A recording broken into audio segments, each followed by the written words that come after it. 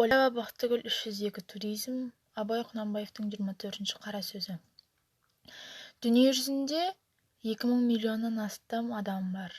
2 миллион қазақ бар.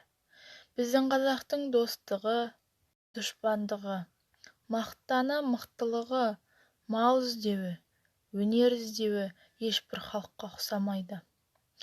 Бір-бірімізді аңдып, күндеп, ұрлап, кірпік қақтырмай отырғанымыз.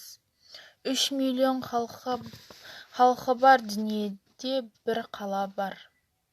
Дүниенің бас аяғын 3 айналып өткен адам толып жатыр. Өстіп жер жүзіндегі жұрттың қоры болып бір-бірімізді күндеп өтеміз бе?